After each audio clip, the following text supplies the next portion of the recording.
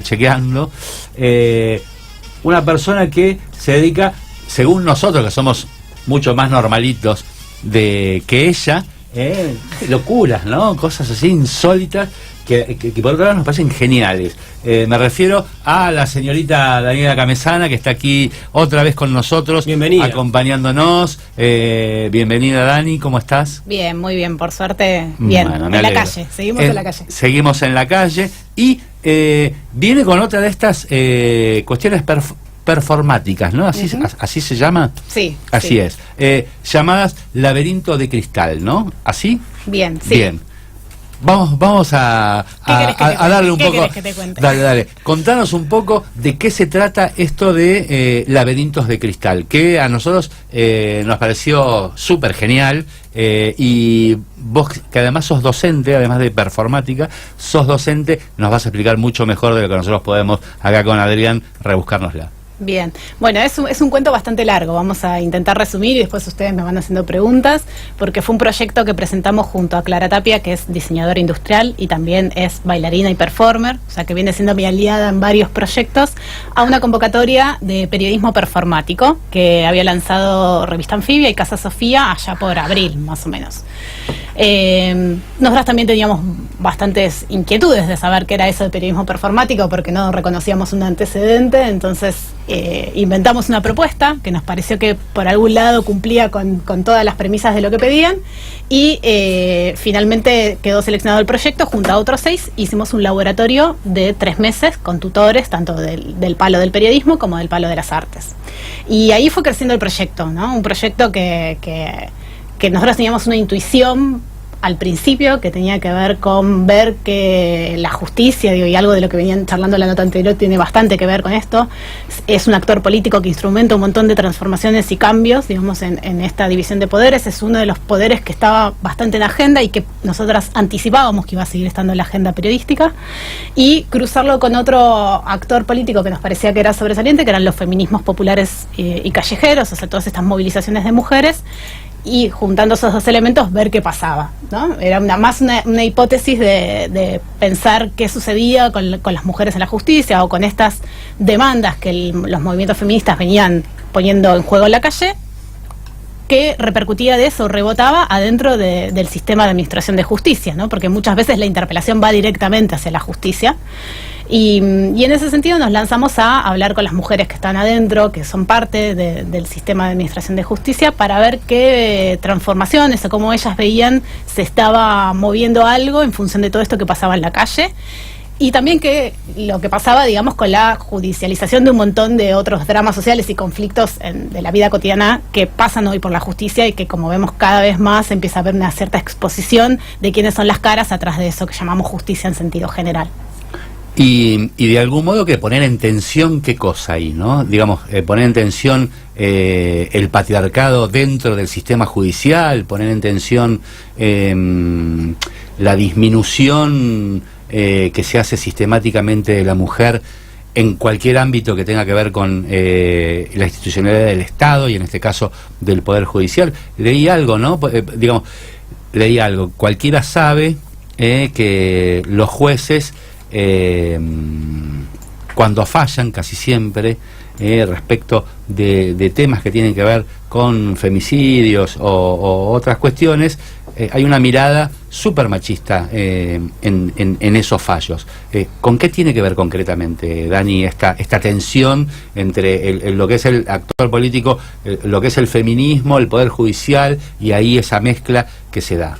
Bien, lo que empezamos a encontrar en las entrevistas, y una de las premisas que nosotras nos pusimos es, bueno, había una demanda ya instalada en la calle y en los movimientos y en las orgas, digamos, mucho más claro, de pensar la justicia como una justicia patriarcal, o cómo se podría lograr y conseguir y crear una justicia más feminista, si se quiere, son como los dos polos de pensar este fenómeno. Y a nosotros lo que nos interesaba ver era, bueno, esto que nosotros desde afuera vemos como algo, como un fenómeno claro, qué repercusión tiene dentro, ¿no? ¿Qué transformaciones son posibles para los que están ahí adentro y que son los que viven a diario?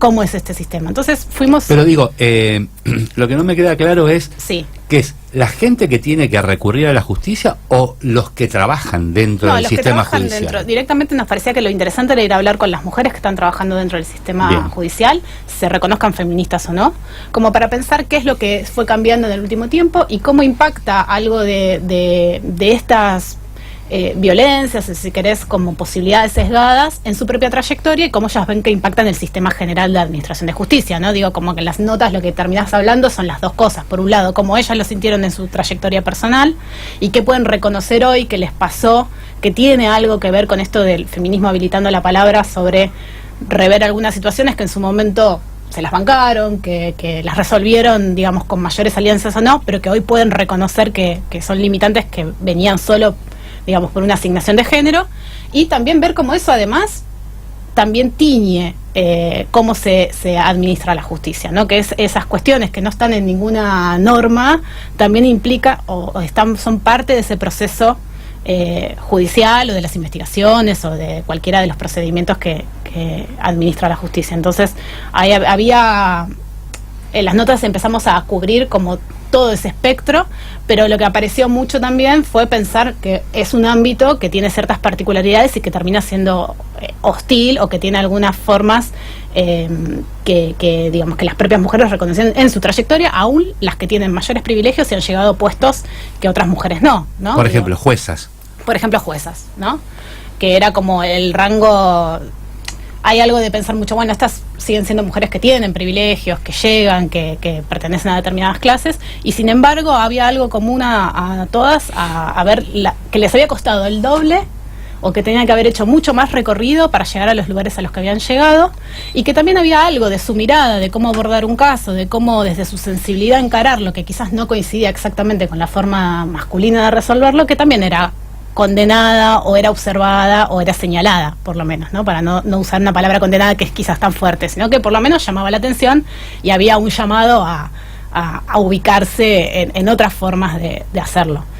Y eso fue un proceso de entrevistas que para nosotras fue súper interesante, porque también fue ir a tocar puertas, ¿no? Y ver cómo lograr que esas puertas se abran, cómo lograr que esto que a nosotras nos preocupaba también ellas quisieran hablar y quisieran exponerse desde ese lugar, que no es un lugar tan común, porque no si bien nosotros vemos que son noticia constantemente, bueno, habilitar la primera persona y hablar a título personal no es tan común y tiene también un cierto riesgo para las personas que están adentro, y en eso, bueno, fuimos encontrando de a poco claves para ver cómo las enganchábamos con algo que además les teníamos que avisar que después iba a terminar en algo performático, ¿no? Porque también nos parecía, digo, no es un periodismo tradicional que iba a terminar en una nota. Entonces estaba bueno ser claras en eso cuando nos sentábamos a charlar con ellas. A mí me gustó mucho esa definición que dio la titular de Justicia Legítima. ¿Cómo es que se llama? Garrigós. Garrigós de Rebori.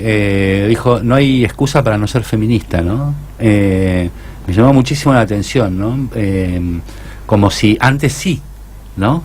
Como si hubiese ahora condiciones que antes no existían para poder decir, basta, seamos feministas, ¿no? Sí. Eso me pareció todo un hallazgo, ¿no?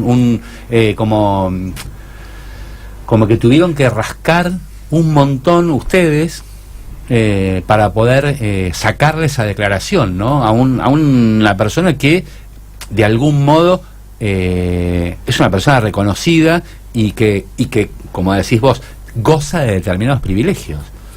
Sí, que sin embargo ella es una de... Bueno, también creo que... Bueno, también demonizada mucho, ¿no? Por cierta parte del establishment, pero quiero decir, es una persona súper conocida. Sí, sí, y charlamos con jueces, con fiscales, todas, que con la titular de la UFEM, con Mariela, digamos, fuimos charlando con muchas personas que están en lugares reconocidos, y que sí fue un trabajo en el sentido de escuchar y de proponerles un diálogo que tuviera que ver con no solo dar una opinión, sino también poder contar situaciones concretas y recordar esas situaciones, ¿no? Y que siempre en traer esas historias que les pasaron al tiempo presente es reinterpretarlas de algún modo en esta clave más feminista.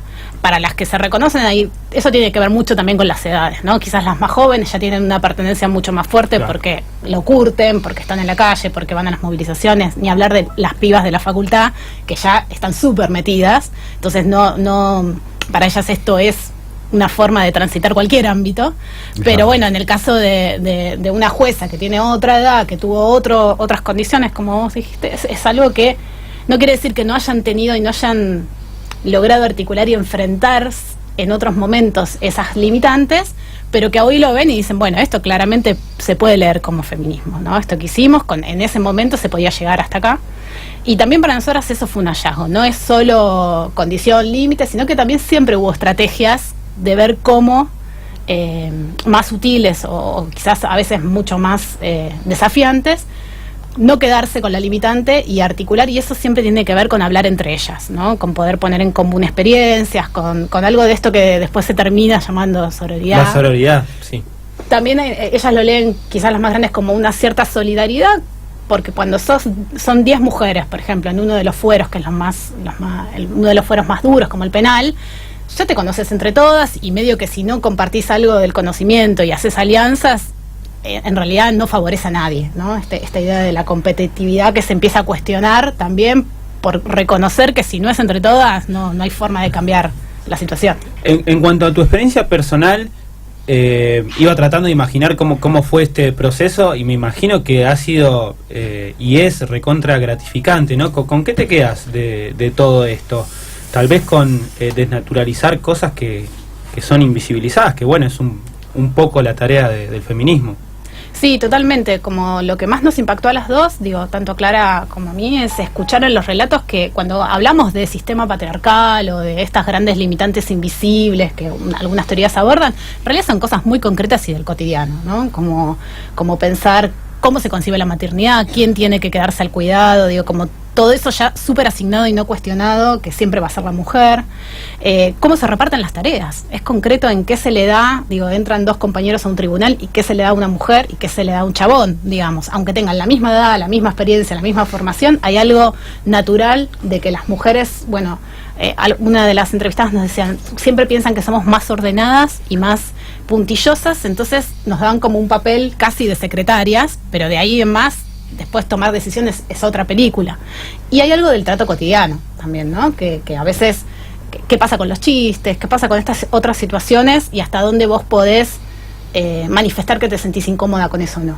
Son cosas re concretas de la diaria, ¿no? Después podemos ver fenómenos, digo, los concursos ayudaron, por ejemplo, a que muchas accedan a puestos, pero digamos, hay algo que todavía no se termina de construir, que es que sea un ámbito donde alguien pueda no solo verte como par, sino que también pueda respetar tus singularidades o tus particularidades. No pretender tampoco que después las mujeres que llegan ejerzan las formas o los puestos de poder con una forma masculina. Claro, porque el machismo también es...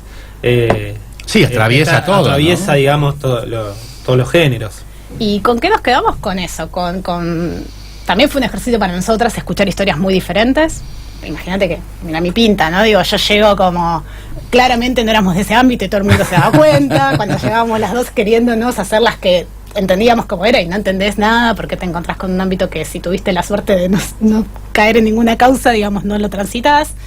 Y tener mucha paciencia en el oficio de la entrevista, de escuchar al otro y de que el otro te diga, bueno, esto no lo vas a entender, es súper técnico, e insistir y esperar y dar el tiempo para que llegue un momento que hay un entendimiento, ¿no? Como que quizás sí, las cuestiones técnicas te las tienen que explicar y bancarse esa, como para que el otro también pueda dialogar con vos y encontrar sus formas de dialogar con vos que no son las tuyas. Bueno, pero eso forma parte del oficio de periodista también, ¿no? Sí, Dani. claro, pero bueno, en esto fue desafiante, ¿no? Porque es como un ámbito que por lo menos en mi caso no había transitado antes y también fue encontrar eso como complicidades, cómo generar la complicidad. Cuando nosotras, en alguna manera, se llama laberintos de cristal porque hay un concepto que refiere a cómo se mueven las mujeres en las instituciones, pero cuando hablábamos de techo de cristal con algunas, les estaba bueno porque les hacía sentido para decir, bueno, lo que nos pasa a nosotras. Y ahí empezaban a hablar y era como casi como una clave para lograr que... generar la empatía. Sí,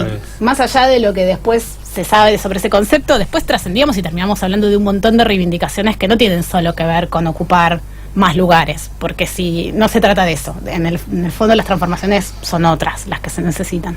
Y te debe haber llamado la atención seguramente la pelea de anoche, ¿no? Que se dio a conocer entre Lorenzetti y Rosenkrantz.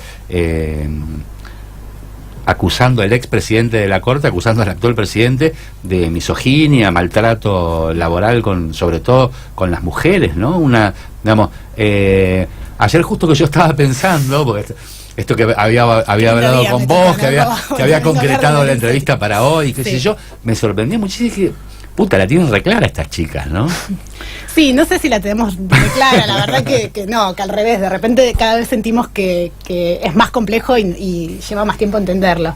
Sí, saber que bueno, que también la perspectiva de género empezó a ser uno de los ejes, digo, no solo para el Poder Judicial, sino para la política en general, y que sirve como argumento también a veces desde las agendas liberales, ¿no? Digo, yo no me quiero meter en esas discusiones, pero hay también dentro del feminismo una cierta alerta de, bueno, cómo se toma la perspectiva de género a veces para ponerla en juego desde una clave que no es exactamente la que se viene construyendo desde las asambleas, desde la militancia más en la calle. Entonces también hay que tener cuidado cómo después se termina utilizando esto a veces en ese sentido, ¿no? Como dentro de una polémica que sigue siendo entre dos figuras y entre hombres. Y entre hombres, sí, claramente. Sí. Bueno, pero a mí me llamó mucho la atención porque Lorenzetti podría haberle acusado a Rosencrantz de cualquier cosa, por ejemplo, y sin embargo, además de acusarlo de cualquier cosa, también puso el eje en esa cuestión de género, ¿no? Sí, bueno. Esto me llamó la atención. Sí, exactamente. Lo que pasa es que también... yo no reconozco a Lorenzetti como un personaje del feminismo. No, y yo tampoco. Digo, conste que yo tampoco. No, pero sí es cierto que hay algo de eso que es porque empieza a dar rebote, porque algo de lo que pasa, eso lo decía bastante Mariela Laboceta, digo, ¿no? Como algo de lo que pasa en la calle o de lo que se empieza a discutir, empieza a generar cierta presión. Digo, no hay que después sobredimensionar eso como que va a transformar absolutamente todo, pero sí que desde adentro se está a la escucha de lo que afuera se dice y pasa. Porque empezó también a ser un eje de discusión, no solo para el Poder Judicial, digo, creo que para un montón de otros ámbitos también. Y bueno, y después en el proceso, retomando la pregunta que él hacía, bueno, también cómo llevar después eso al arte o a una forma expresiva o cruzarlo en realidad, porque no hay un después, esto sigue sucediendo. Nosotros desde que pensamos y lanzamos la acción públicamente, también nos pasa que nos están llegando un montón de relatos de trabajadoras del sistema judicial que tienen ganas de contar cosas, que después hay que ver cómo darles un marco que sea de reserva y de cuidado, pero que también a partir de que se publicó que íbamos a hacer la acción, empezaron a llegar un montón de relatos, por ende hay algo que entre periodismo y esa práctica artística que ya está súper mezclado. Bueno, dale, Adri. No, te quería preguntar si tienen estadísticas acerca de la desigualdad que hay precisamente de género en el Poder Judicial. Sí, las estadísticas existían antes de nuestra investigación. Digo, la Oficina de la Mujer de la Corte Suprema, todos los años publica las estadísticas. Y si bien hay un 54% de composición femenina en general, la mayoría de las mujeres están en los puestos administrativos o hasta el escalafón de secretario, y de ahí en más todos hombres. La disparidad es bastante fuerte. Esos números se pueden consultar, está bueno que están... ahora están por publicarlos de este año, y después el Ministerio Público Fiscal sacó también un informe sobre lo que pasaba con las fiscales, así que son números que circulan, ¿no? Creo que es un 30% de fiscales mujeres, en fuero penal obviamente baja, también después hay que ver ese gran mundo que es el sistema de administración de justicia. Hay lugares donde hay más mujeres o hay islas feministas, como se suele decir entre comillas, y hay otros lugares donde es mucho más duro.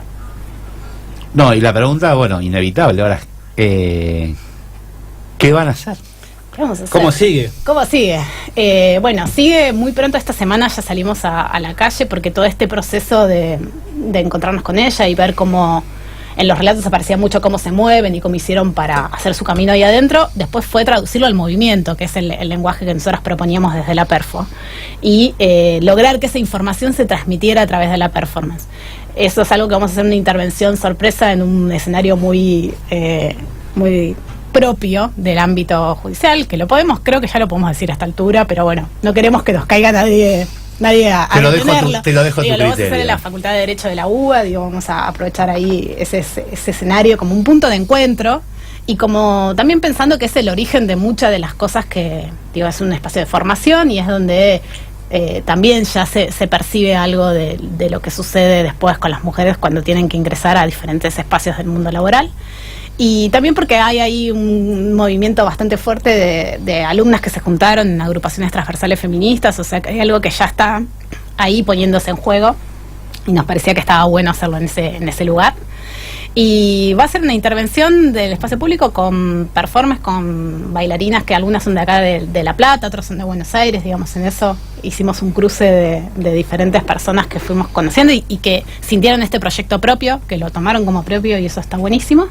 Y vamos a hacer una intervención, vamos a entrar, vamos a poner en juego un signo muy fuerte de lo que fue la investigación, que tiene que ver con las tejas de cristal, con vidrio, que en eso mi coequiper, que es diseñador industrial, tuvo mucho que ver, de entender cómo hacer visibles esos límites sin perder de vista que son invisibles, ¿no? Entonces empezamos a trabajar con vidrio, que es un material que nos daba esa idea y que también es un material que tiene fortaleza, pero a su vez es frágil, no sé, nos permitía comunicar un montón de cosas y eso ponerlo en juego con el cuerpo, que va a estar sucediendo muy pronto esta semana. Después ya verán seguramente videos y si alguien quiere ir nos puede pedir la data por privado, porque no queremos que nos caigan algunas sorpresas de esas que después no te permiten hacer cosas. Dale, bueno, buenísimo, Dani. Te agradecemos muchísimo que hayas estado acá, bueno, muchas gracias. Que de algún modo hayas dado la primicia de lo que mañana va a ser al público y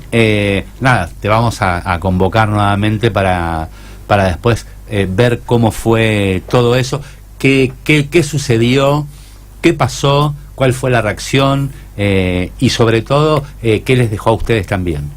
Perfecto, bueno, muchas gracias. Sí, seguramente también puedan venir algunos de las integrantes del equipo que también ya le están aportando muchísimo a esto que hacemos y que dejamos de ser solo nosotras y eso está bueno. Son bienvenidas todas.